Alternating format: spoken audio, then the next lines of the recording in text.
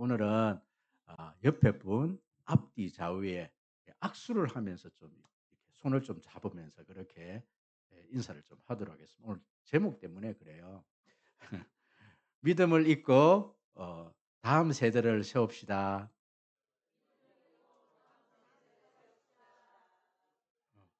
이 이렇게 뒤로 인제 악수를 했습니다. 뒤에 악수 안 하신 분이 한 분 계셔 갖고. 믿음을 잊고 오늘 설교 제목이 다음 세대, 믿음을 잊고 다음 세대를 세웁시다. 잊는다는 의미에서 좀 악수를 앞뒤 좌우로 그렇게 하게 했습니다. 오늘 설교 제목이 예, 이음과 세움. 그러니까 잊는다는 것은 뭘 잊는다는 것인가? 믿음을 다음 세대로 잇는다는 의미고, 세운다는 의미는 사람을 세우고 공동체를 세운다. 그래서 이음과 세움.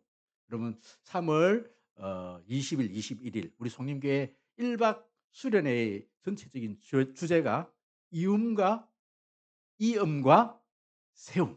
그럼 믿음을 잊고 다음 세대에 우리의 믿음을 전수하고, 그리고 우리 공동체를 한번 세워보자. 그런 의미에서 오늘도 그렇게 그게 맞춰서 제가 설교 말씀을 좀 준비를 해 보았습니다. 제가 신대원을 다닐 때 벌써 한 25년 전 신대원에서 교수님들이 강의 시간에 이런 말씀을 하셨어요. 저 미국이나 유럽에서는 큰 교회들이 벌써 어 커피숍으로 그렇게 교회가 바뀌고 있고, 큰 대형 교회가 한쪽에 칸막이를 쳐 놓고 한쪽에는 술집이 되어 있고, 한쪽에는 연세 드신 어르신 몇 명이 모여서 예배를 드리는 그런 어떤 어 어 현장이, 그런 어떤 교회가 세상으로 팔려 버리는 그런 일들이 일어나고 있습니다. 앞으로 우리 한국 교회도 수십 몇 년 안에, 수년 안에 이런 일들이 일어날 것입니다. 예언적으로 그런 말씀을 하셨어요. 그때 그 수업을 들으면서 '아니 무슨 그런 일들이 일어나고 날 것인가? 무슨 교회가 술집으로 바뀐다 말인가? 뭐 카페로 그렇게 바뀐다 말인가?' 그렇게 생각을 했던 때가 있었습니다. 그런데 이것이 지금 우리 현실에서 지금 드러나고 있습니다. 지금 구미역 앞에 보면 어느 교회 하나가, 물론 그 교회가 보상을 받고 개발이 되어서 이전을 하는 그런 어떤 이유가 있지만, 그러면 교회 하나가 교회 건물 그대로 팀버라는 어떤 그런 커피숍으로 바뀐 교회 한번 보셨습니까? 그 커피숍도 지금 망해 갖고 이제 문을 닫았더라고요. 그런데 앞으로 저는 수년 안에 이런 현상들이 우리 한국 교회 안에서 많이 일어날 것이라 그렇게 예상이 되어집니다. 큰 교회에서 한쪽에는 칸막이로 교회가 분할을 해서 한쪽에는 술집이 되어 있고, 한쪽에는 예배당이 되어서 예배를 드는 광경들을 보게 될 것이라는 것이지요. 그럼 왜 이런 현상들이 일어나고 있을까요? 영국에서 한 교회에서 일어났던 실질적인 이야기입니다. 이 교회는 100 년의 역사가 있는 아주 건강한 교회였습니다. 예배도 뜨거웠고, 또 기도도 뜨거웠고, 선교 활동도 잘 되는, 그리고 주일 학교 학생들이 수백 명이 모이는 그런 교회였습니다. 그래서 많은 사람들이 이 교회는 100년 동안 아무 문제가 없을 것이다, 그렇게 예상을 했어요.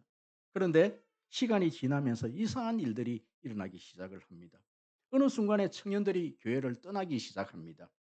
처음에는 몇 명이 그렇게 해서 교회를 떠났습니다. 그러나 10 년이 지나자 상황이 완전히 달라져 버렸습니다.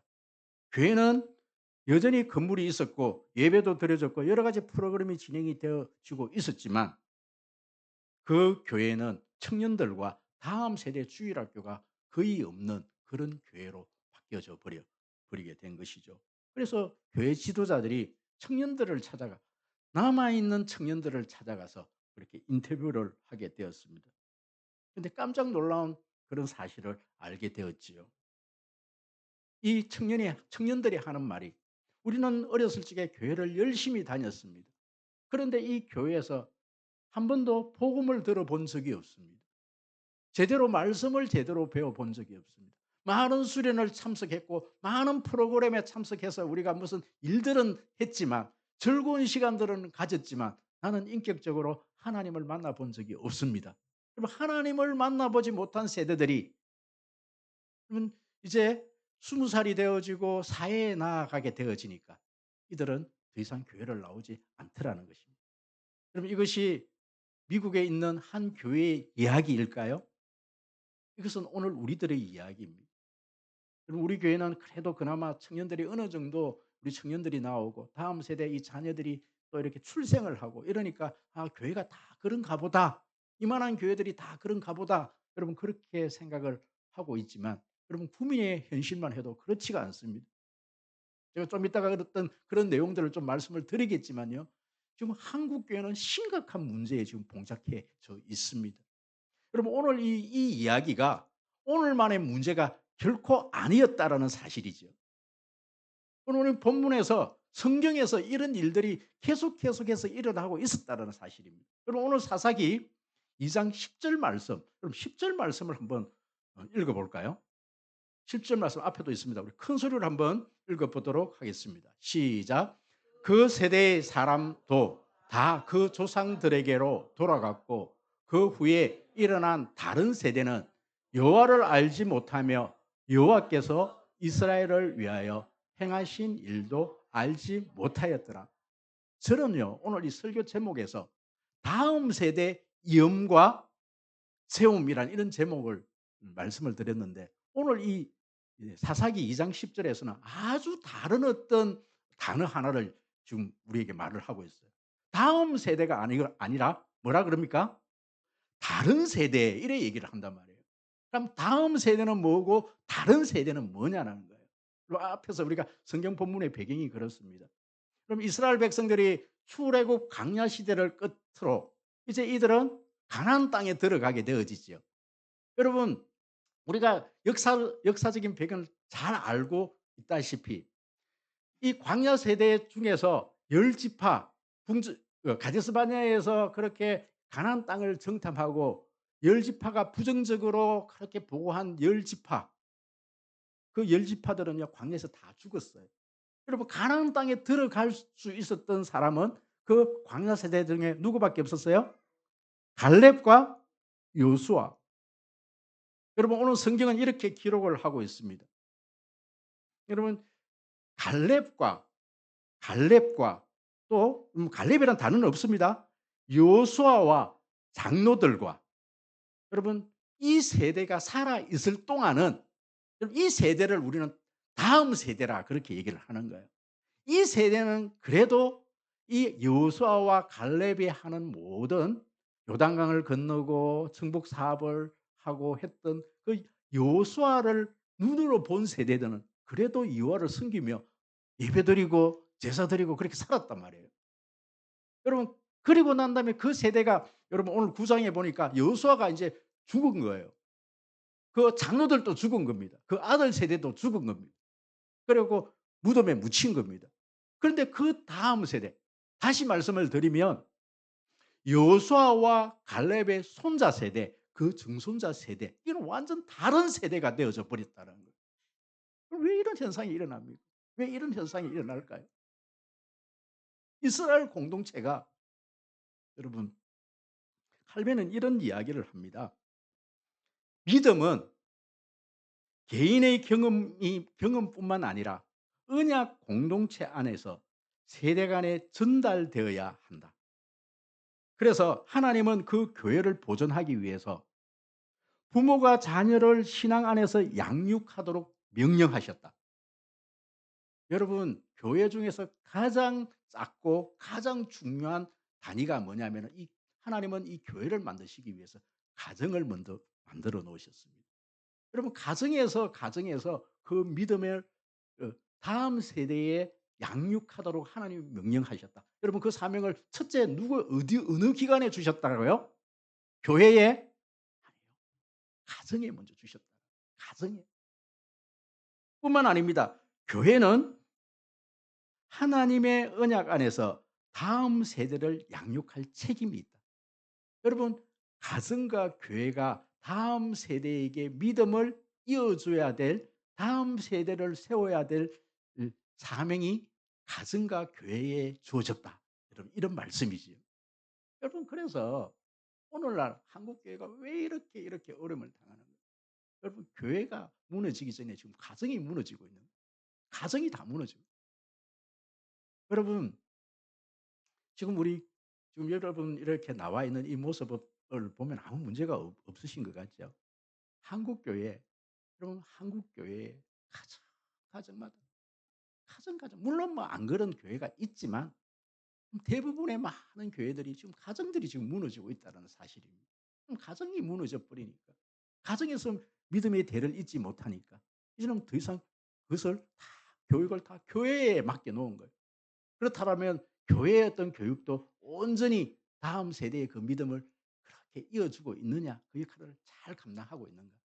그래서 저는 오늘 이 말씀을 통해서 도대체 이 일들을 누가 감당해야 돼? 왜 이런 현상이 일어나고 어떻게 하면 우리가 우리의 믿음을 다음 세대로 어떻게 이을 것인가에 대한 말씀을 몇 가지로 그렇게 좀 나누고자 합니다. 여러분 오늘 이 말씀을 통해서 여러분이 가정이 새로워지고 우리 교회가 새로워지고 정말 우리 공동체가 다시 세워지는 역사가 일어날 줄 믿습니다. 교회는 첫 번째로 교회는 믿음을 다음 세대로 이어야 할 책임이 있습니다. 여러분 이걸 한번 보십시오. 오늘 이 본문 6절 7 절을 우리 한번 읽어 볼까요? 6절 7 절. 다 같이 큰 소리로 읽습니다. 시작. 전에 여호수아가 백성을 보내매 이스라엘 자손이 각기 그들의 기업으로 가서 땅을 차지하였고 백성이 여호수아가 사는 날 동안과 여호수아가 뒤에 생존한 장로들 곧 여호와께서 이스라엘을 위하여 행하신 모든 큰 일을 본 자들이 사는 날 동안에 여호와를 섬겼더라. 아멘 아멘.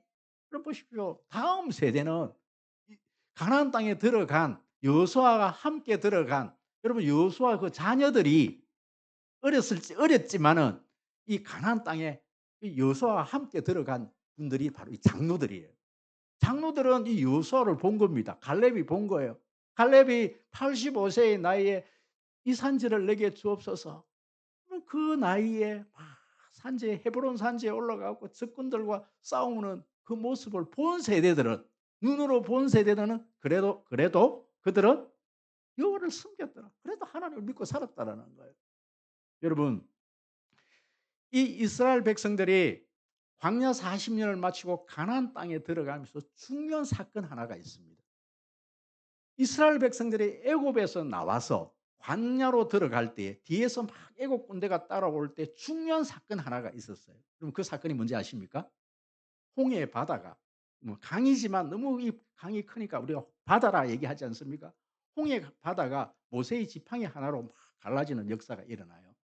근데 광야 40 년을 마치고 이스라엘 백성들이 이제 가나안 땅으로 들어갈 때 큰 사건 하나가 있어요. 그 사건은 뭐? 요단강이 갈라지는. 여러분 홍해가 갈라지는 사건은 모세가 이 지팡이 하나로 홍해를 갈랐지만 이 요단강은요. 제사장들이 직접 그 물 흐르는 막 그 강으로 이 언약궤를 메고 막 들어가야 됩니다. 그랬더니 하나님께서 이 요단 강물을 막 이렇게 강을 막 열어 주시는 거예요. 그러면 그 사건이 그렇게 중요한 것이 아니라 그 사건이 일어나고 난 다음에 하나님께서 이 여호수아에게 했던 이 하나님의 명령이 굉장히 중요한 명령 하나가 있어요. 그게 뭐냐면 여호수아서 4장 6절 7절 말씀입니다. 그럼 한번 읽어 볼까요? 다 같이 큰 소리로 시작. 이것이 너희 중에 표징이 되리라.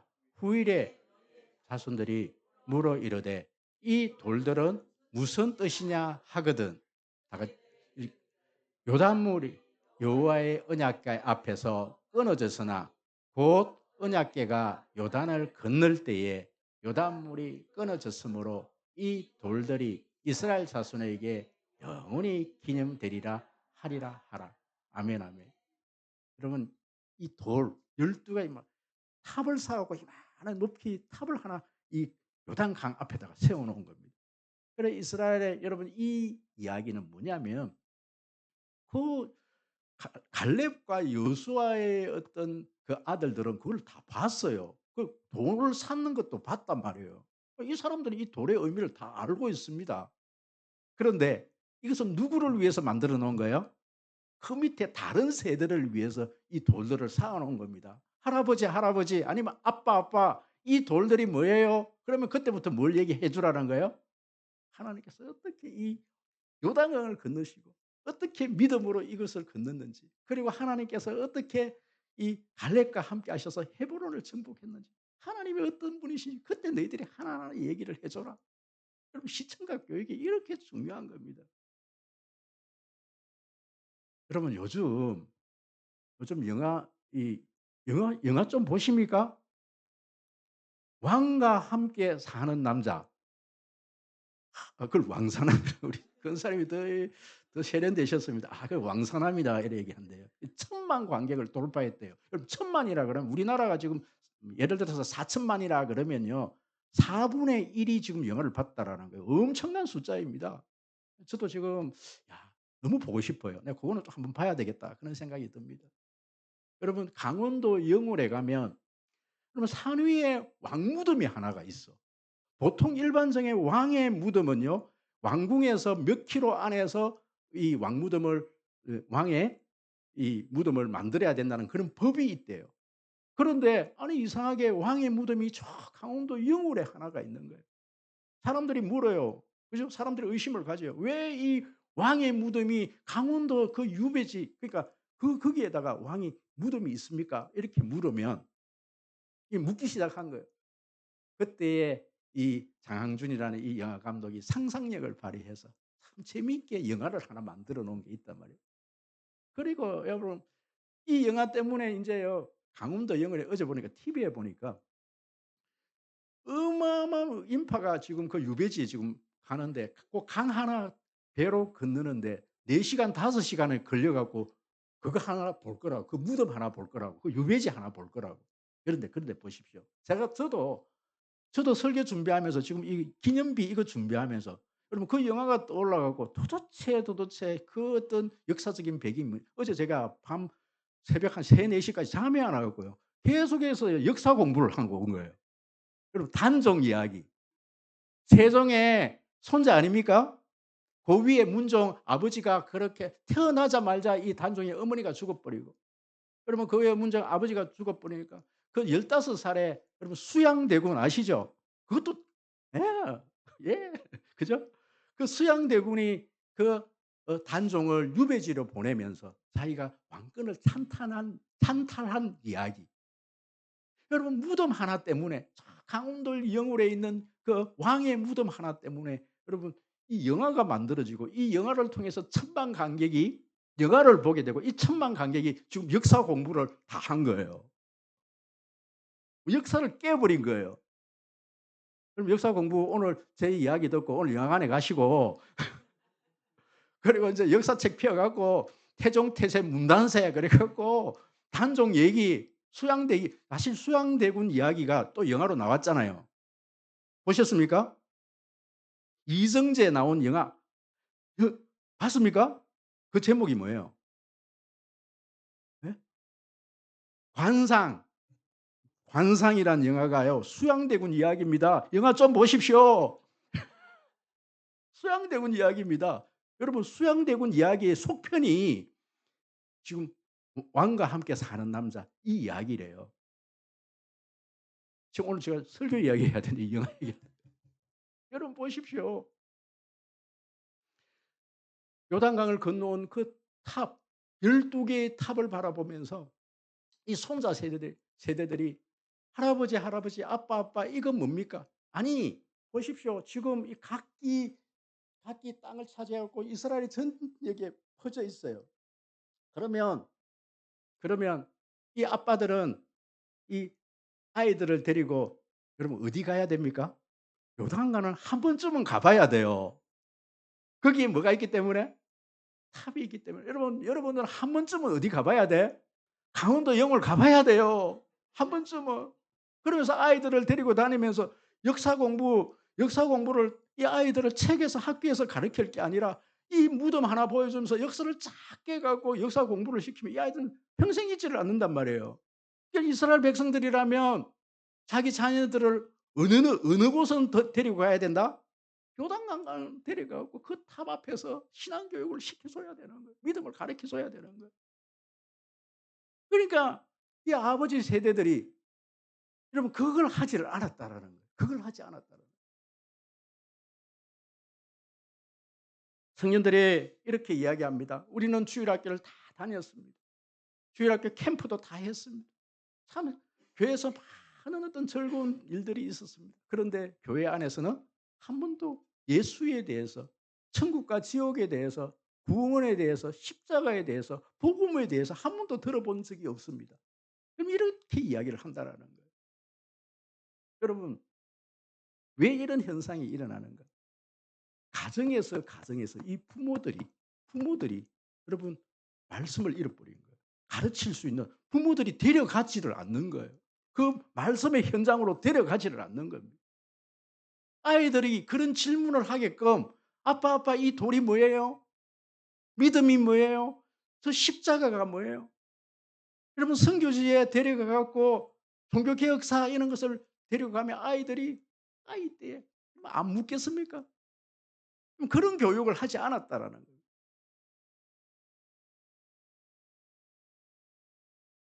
여러분 저는요.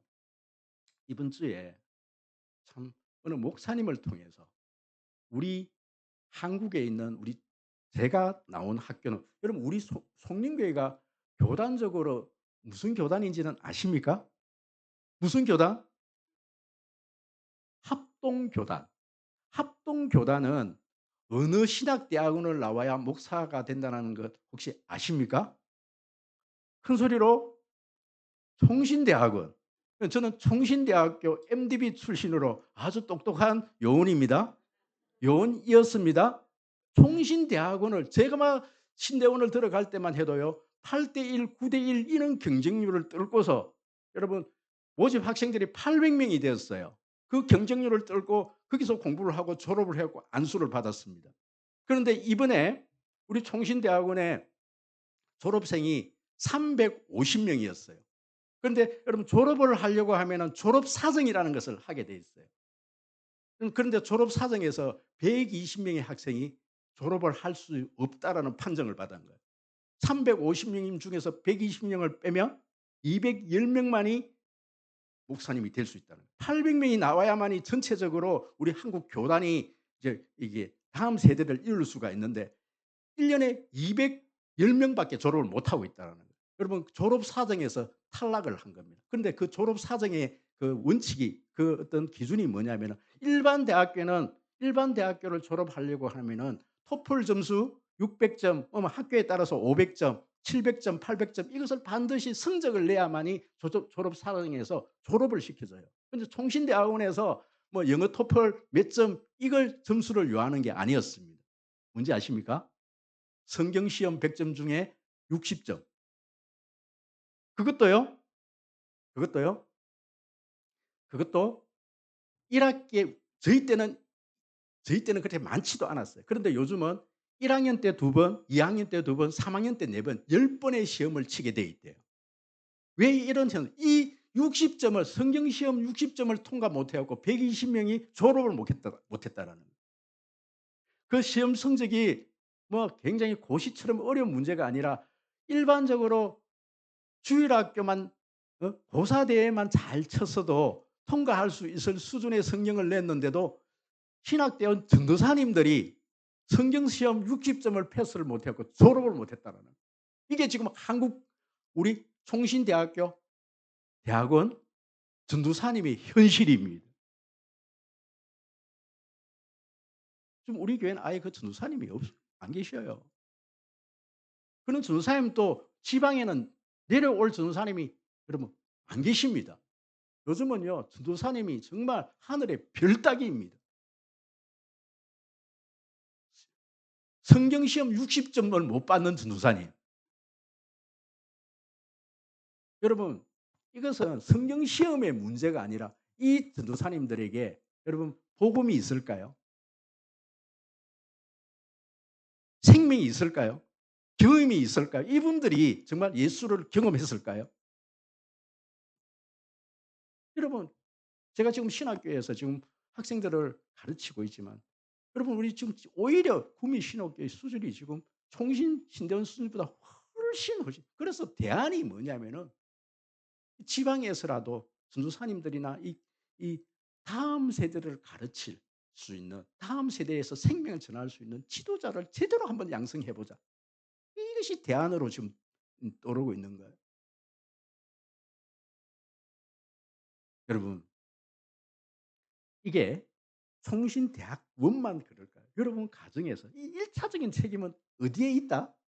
가정에서 우리 부부 세대가 하나님의 말씀을 지금 얼만큼 알고 있고 내가 하나님을 인격적으로 얼마나 누리면서 하나님과 동행하면서 생명이 있는 말씀을 가지고 있느냐는. 여러분, 우리가 다음 세대에서 하나님 말씀뿐만 아니라 이 복음을 제대로 다음 세대에 이어주지 못하면 우리 한국에는, 여러분, 한국 교회는 미래가 없습니다. 한국 교회도 미래가 없고요. 여러분의 가정도 우리 교회도 아무런 미래가 없어요. 우리는 우리의 다음 세대, 우리 부모들은 우리 자녀들에게, 여러분, 복음을 이어야 합니다. 생명을 이어야 합니다. 하나님의 말씀을 이어야 합니다. 그렇다면 왜 이렇게 왜 이렇게 우리는 복음을 잃어버리고 다음 세대를 세우지 못했는가? 여러분, 오늘 우리가 충격적인 말씀을 10 절에서 읽었는데요. 우리 10 절을 우리가 다시 한번 볼까요? 10 절을 다시 한번 읽어보고 그 원인을 다른 본문에서 다른 구절에서 한번 찾아보도록 하겠습니다. 10절 다 같이 시작. 그 세대의 사람도 그 조상에게로 돌아갔고 그 후에 일어난 다른 세대는 여호와를 알지 못하며 여호와께서 이스라엘을 위하여 행하신 일도 알지 못하였더라. 여러분, 이 책임은, 자 보십시오.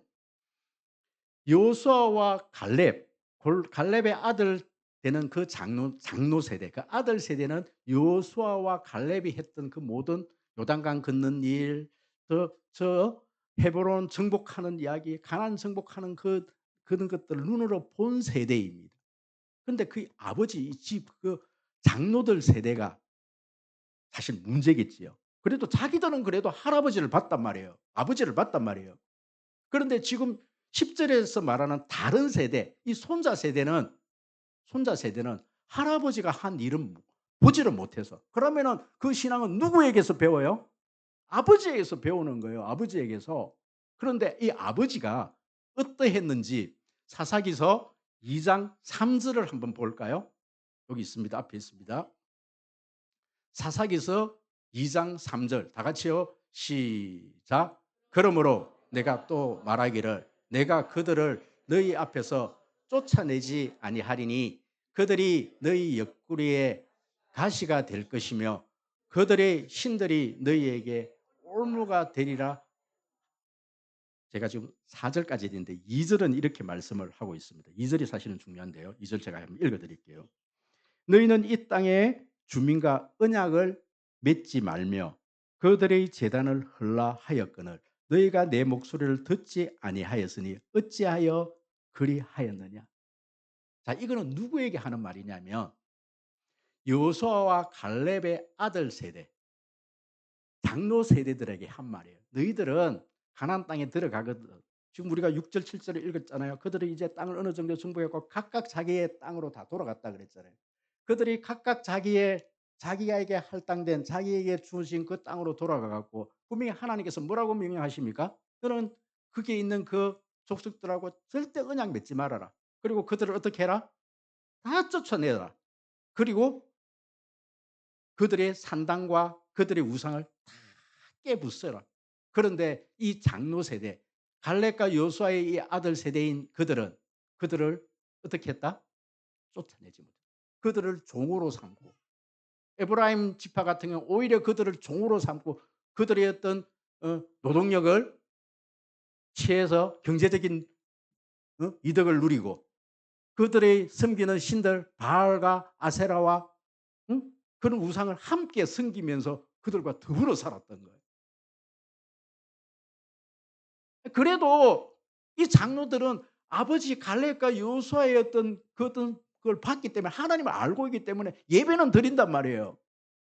그런데 이 아버지 세대는 그들과 더불어 살아가는 거예요, 그들과. 그래서 그들이 옆구리에 가시가 되어 갖고 계속 괴롭히고 그들과 함께 사는 모습을 그 아들은 그걸 본 거예요. 그걸 봐 버린 거예요. 적당히 이 세상과 살아가는 그 모습을 본 세대들은 어떤 세대가 되었더라? 완전히 다른 세대가 돼 버려. 하나님도 모르고 하나님 하신 일도 모르는 완전히 다른 사람들이 돼 버렸더라. 그럼 성경은 그렇게 지금 기록을 하고 있는 겁니다. 여러분, 지금 오늘 우리 현실 속에서 목회자의 자녀들, 우리 장로님, 권사님들의 이 중직자들이 뭐 안수 집사님 우리 중직자들의 자녀들을 이렇게 면면을 보면 정말 신실하게 잘 섬기는 우리 자녀들이 있는 반면 우리들 그 자녀들 가운데 아예 하나님을 떠난 목사님의 자제인데도 자식들인데도 장로님들의 자녀들 가운데서도 완전히 하나님을 떠나버리고 오히려 교회의 대적자가 된 세대들이 참 많이 있습니다. 그럼 그렇지 않습니까? 왜 이런 현상이 일어나느냐는 거예요. 여러분, 교회의 목사라고 교회의 장로님들이라고 정말 본을 보이면서 제대로 신앙생활을 한 게 아니라는 것을 우리에게 그것을 보여주고 있는 거예요. 그럼 믿음은요. 우리 교회에서 보여주는 것이나 세상에서 보여주는 것은요. 굉장히 여러분 거칠의 일수가 있습니다. 진짜 보는 것은 가정에서 보는 거거든요. 집에서 보는 거거든요. 그럼 그래도 그 다음 세대가 아버지를 바라보면서 부모를 바라보고 이 예배의 현장에 나오고 정말 기도의 자리에 나오는 것은 그 부모 세대가요. 정말 그래도 신앙을 모범적으로 보여준 세대입니다. 그래도 1세대들은 지금 우리 장로님들의 1세대 지금 우리 장로님들은요. 정말 순수한 신앙을 가지고 있어요. 그래도 목회자가 새벽기도 합시다. 자녀들을 위해서 철야기도 합시다. 뭐 봉사교회 이렇게 합시다. 그러면은 말없이 그렇게 몸으로 희생했던 세대가 이 세대입니다. 그것을 본 세대들은 그것을 그대로 눈으로 본 세대는 그래도 교회에서 이렇게 예배를 드리고 있어요. 그런데요. 여러분 우리 밑에 있는 우리 지금 자녀 세대들은요. 여러분 우리 뭐 교회에서 우리 수련회 갑시다. 뭐 새벽기도 합시다. 뭐 철야합시다. 여러분 곧대로 신앙생활을 하지 않아요. 곧대로 하지 않는 세대입니다. 여러분 왜 여러분 우리 지금 우리의 자녀 세대까지는 큰 문제가 없어. 그런데 우리 자녀 세대들이 정말 이제 세 번째 대지에서 제가 말씀을 드리겠지만 어떻게 우리가 이 믿음을 전수해야 되는지에 대해서 제가 말씀을 드리겠지만 여러분 겉으로 그냥 여기 앉아 있는 것만으로 그냥 형식적인 어떤 믿음의 모습, 경건의 모습만으로는 절대 다음 세대에 생명을 전할 수 없다라는 사실입니다. 그렇다면 우리는 그 다음 세대에 우리의 예? 자녀들에게 어떻게 우리의 믿음을 제대로 잊고 다음 세대를 세울 것인가라는 문제이죠. 그럼 그것은 저는 오늘 디모데에게서 그 해답을 찾아보려고 합니다. 먼저 우리가 읽어봐야 될 내용은요. 디모데후서 3장 15절 말씀입니다. 먼저 3장 15절 말씀을 먼저 읽도록 하겠습니다. 다 같이요. 시작. 또 어려서부터 성경을 알았나니 성경은 능히 너로 하여금 그리스도 예수 안에 있는 믿음으로 말미암아 구원에 이르는 지혜가 있게 하느니라. 디모데후서 1장 5절 말씀은 이렇게 말씀을 하고 있습니다. 다 같이요. 시작. 이는 내 속에 있는 거짓이 없는 믿음이 있음을 생각함이라. 이 믿음은 먼저 외조모 로이스와 내 어머니 유니게 속에 있더니 내 속에도 있는 줄을 확신하노라. 그럼 앞에서 읽었던 그 문장은 디모데가 여러분 디모데의 믿음이 누구에게로부터 받았다? 그러니까 어머니의 엄마가 외조모예요.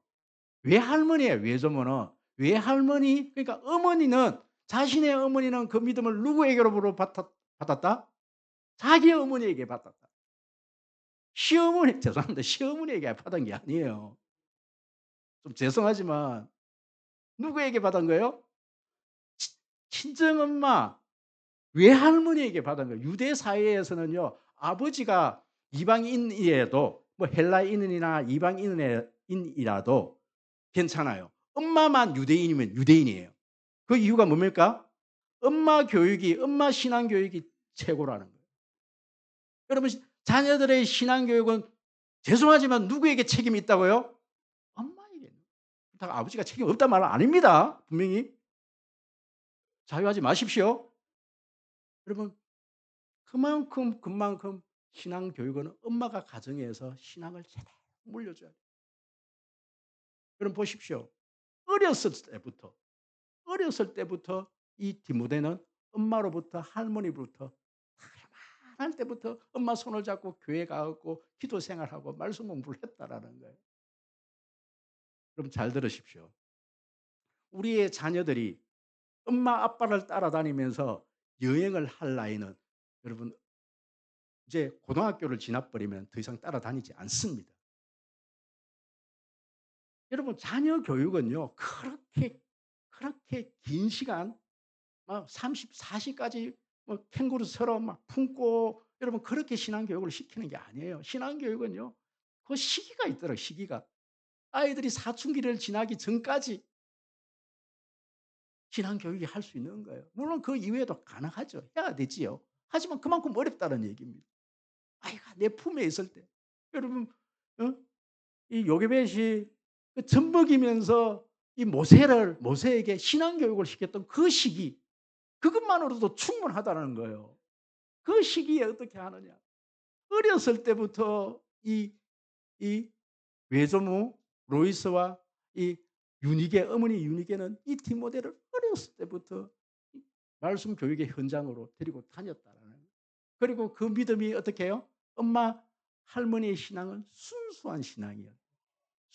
순수한 있는 그대로를 하나님을 있는 그대로를 보고 하나님을 있는 그대로를 하나님을 믿는 순수한 신앙을 가지고 있었다. 여러분, 저는 우리 송림교회는 희망이 있다고 생각합니다. 아멘. 우리 송림교회는 다음 세대가 있는 교회입니다. 우리는 여기서 다음 세대, 제가 사랑의 교회에서 이 다음 세대는 꼭 중고등부 학생들, 유초등부 학생들만 다음 세대가 아니라 예수를 믿고 우리 교회에 와서 처음 신앙생활 하는 분들도 다음 세대라는 것을 얘기했더니 새로운 개념을 알아. 여러분 다음 세대. 처음 예수를 믿는 분들에게도요. 그럼 교회 생활을 가르쳐 줄 것이 아니라 예수 복음을 알려줘야 되는 거예요. 이분들은 가정에서 그 교육을 받지 못하고 어디에서 그것을 배우게 되느냐 하면은 먼저 믿은 우리들을 통해서 예수를 알게 되어지는 겁니다.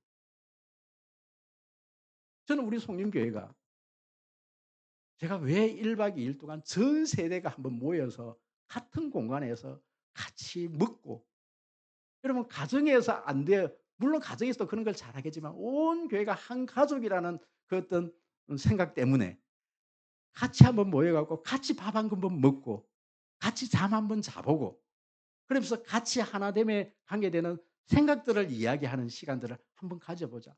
그래서 이번에는요.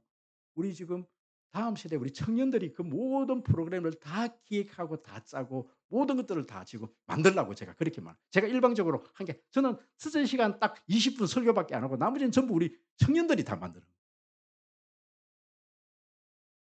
미안하지만요. 돈 3만 원 내고 밥을 3 끼나 줘요. 밥값도 안 돼. 그럼 그 모든 비용 많은 비용은 강사비랑 숙소비랑 모든 비용은 어디서 다 줘요? 교회에서 다 지불을 하는 거예요. 여러분 세상 밖에 나가도 그렇게 퀄리티 있는 식사는 돈 3만 원 가지고 한 끼 식사하면 끝이에요. 그런데 뭐가 그렇게 바빠서 내 일정이 왜 그렇게 바빠서 아니에요. 여러분 자녀 세대 정말 갓난 아기라도 여러분 그 공동체를 경험하게 해야 합니다. 가정에서 그것이 좀 부족하다라면 그래도 교회에서 하는 이 어떤 이음과 세움이라는 어떤 이런 어떤 주제하에 이루어지는 이 어떤 공동체에 함께 하는 겁니다.